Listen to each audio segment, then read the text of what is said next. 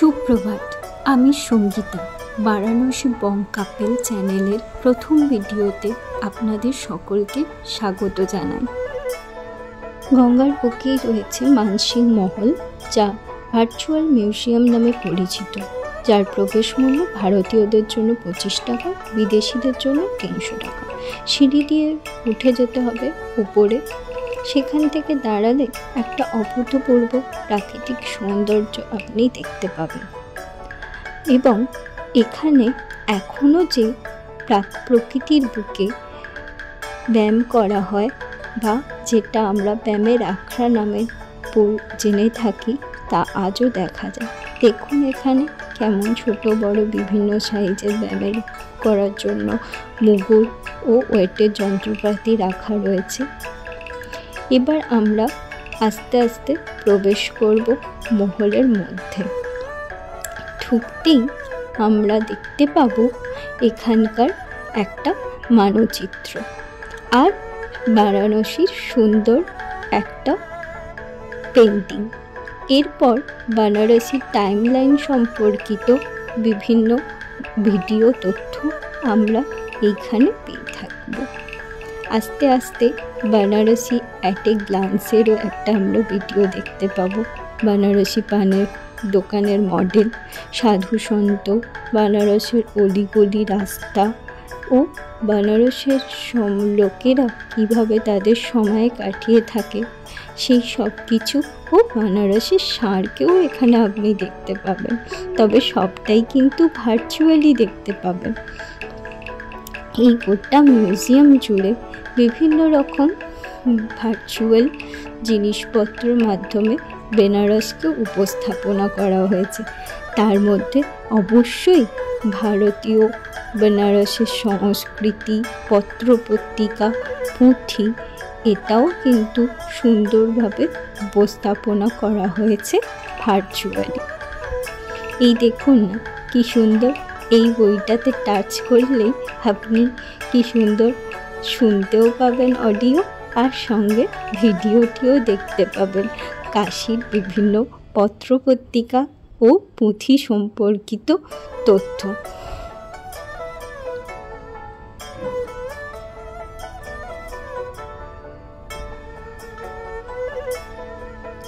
চলুন, এটা তো আমার দেখা হয়ে গেল।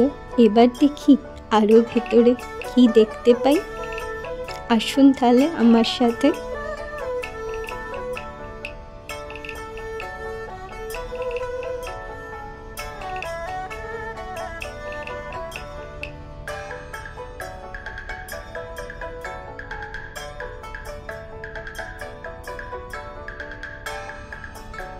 এই দেখুন, এখানে 1819 সালের যে প্রেস মেশিন অর্থাৎ ছাপাখানা, সেটাও আপনি ভার্চুয়ালি দেখতে পাবেন।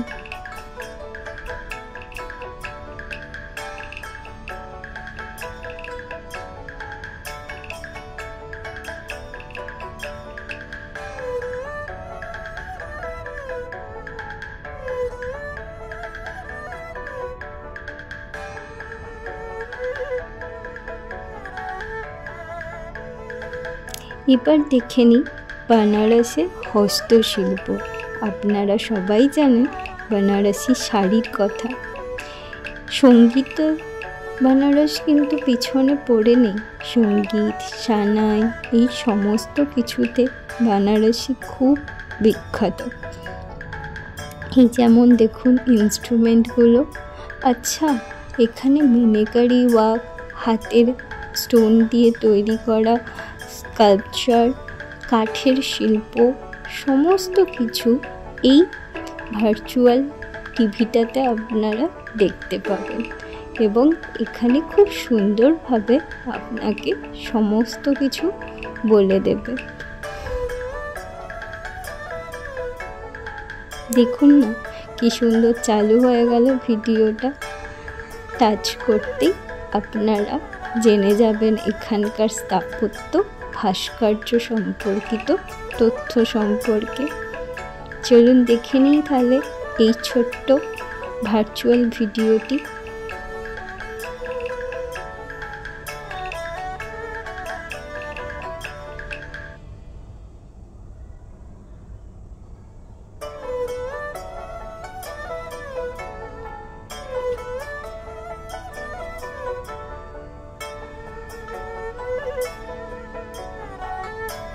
এবার আমরা প্রবেশ করে গেলাম আরও একটি ঘরের মধ্যে, ওই মহলেরই। দেখুন কি সুন্দর লাইটিংটা করে সাজানো আছে। এই জায়গাটাকে স্পিরিচুয়ালিটি বলা হচ্ছে।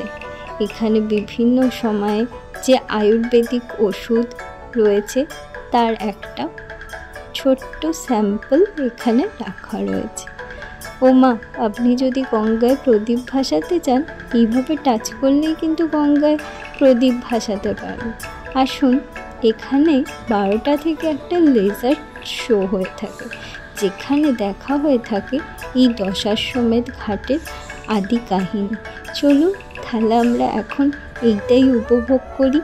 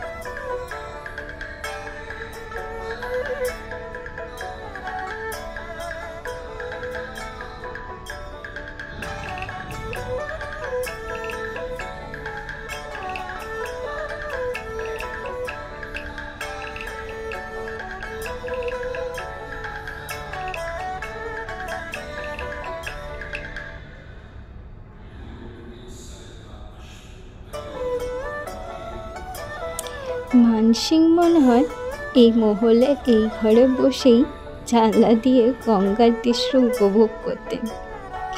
বাট এখন এখানে কিন্তু একটা সুন্দর উপস্থাপনা হচ্ছে লেজার শোয়ে।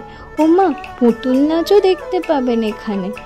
আমাদের সময় আমরা পুতুল নাচ দেখেছি যখন আমরা খুব ছোট ছিলাম।